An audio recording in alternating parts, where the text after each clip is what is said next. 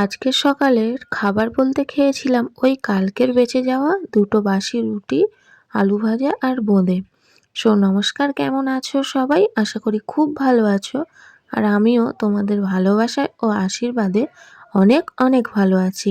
তো আমরা মধ্যবিত্তরা কিন্তু আগের দিনের বেঁচে যাওয়া ভাত বলো আর রুটি তরকারি যাই বলো, যদি ভালো থাকে সেটা আমরা কিন্তু সেটাই খাই, ফেলে দিই না। ইনফ্যাক্ট আমার কিন্তু পার্সোনালি আমার কিছু কিছু বাসি জিনিস খেতে খুবই ভালো লাগে। যেমন এই ধরো, এই শীতের পিঠে পুলি, তারপর লুচি, খিচুড়ি, এগুলো কিন্তু বাসি খেতে খুব ভালো লাগে।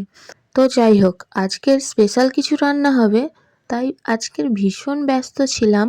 তোমরা যদি জানতে চাও স্পেশাল মেনুটা কি, তাহলে কিন্তু পুরোটা আমার সাথে থাকতে হবে। আরে হ্যাঁ হ্যাঁ, এর মধ্যে কিন্তু চিকেনটাও আছে। চিকেন না থাকলে মেনুটা স্পেশাল হয় নাকি, তাই না বলো?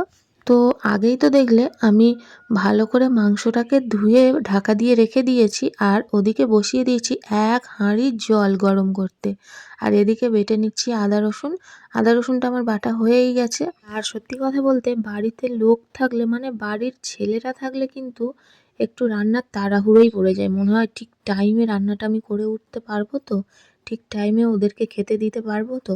তো দেখো, এখানে আছে মটরশুঁটি, এখানে আছে বিনস আর গাজর, আর এখানে কাজু কিশমিশটা আমি দেখছিলাম ভাঙতে পারি নাকি, বড্ড শক্ত ছিল, তার জন্য আমি ভিজিয়ে রেখে দিয়েছি। আর ভিজালে একটু নরমও হয়ে যাবে।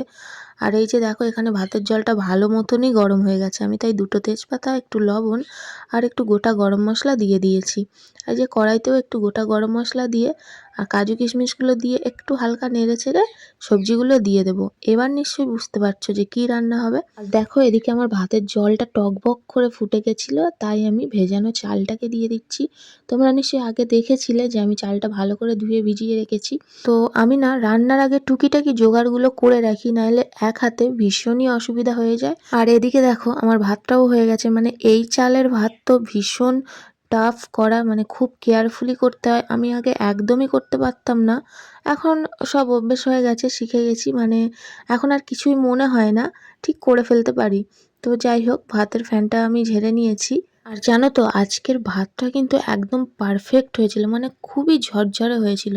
তো দেখো, আমি সেটাকে রেডি করে নিচ্ছি, ফ্রাইড রাইস রূপ দিতে হবে। তো আমি এখানে দিয়ে দিয়েছি ঘি, পরিমাণ মতো চিনি, তারপর একটু নুন দিয়ে দিয়েছি। আর এদিকে আমার দেখো সবজিটাও ভাজা কমপ্লিট, সেটাকেও দিয়ে দিচ্ছি। আর জানো তো, আমরা না তরকারিপত্র বলো আর এই ফ্রাইড রাইসেও কিন্তু আমরা একটু মিষ্টিটা কম খাই, মিষ্টি খেতে পারি না, আমি কম পরিমাণে দিয়েছি।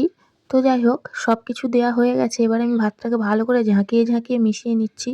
অনেককেই দেখেছি বা শুনেওছি যে কড়াতে নাকি নেড়ে চেড়ে নেয়। তো আমরা কড়াতে নেড়ে চেড়ে নিইনি, তার কারণ আমাদের অনেকটাই ভাত ছিল। তো যাই হোক, ফ্রাইড রাইসের ঝামেলাটা তো এখন কমপ্লিট হলো। এবারে আরও একটা ঝামেলা, সেটা হচ্ছে মাংসের ঝামেলা।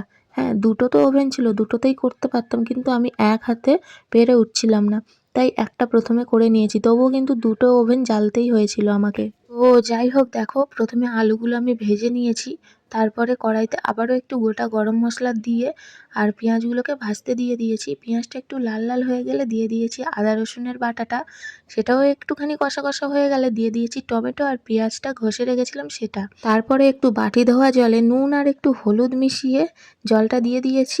একটু ভালো করে কষিয়ে তেল ছাড়া ছাড়া হয়ে গেলে মাংসটা দিয়ে দেখো ঢাকা দিয়ে দিয়েছি। তো দেখো, মাংসটা আমার কিন্তু খুব সুন্দর কষা হয়ে গেছে, তবেই আমি আলুটা দিয়েছি।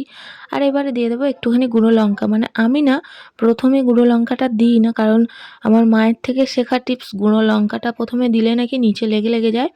তো মাংসটা তো আমার পুরোপুরি কষা একদম রেডি। এবারে পাশে গরম জল বসিয়ে দিয়েছিলাম, সেই জলটা আমি দিয়ে দিয়েছি। তোমাদের কাছে আমার একটাই প্রশ্ন রইল, বিরিয়ানি খেতে ভালোবাসো নাকি ফ্রাইড রাইস? বলে যেও। আর ভিডিওটা এই পর্যন্ত, দেখা হচ্ছে পরের ভিডিওতে। ভালো লাগলে একটা লাইক কমেন্ট শেয়ার করে দিও। টাটা।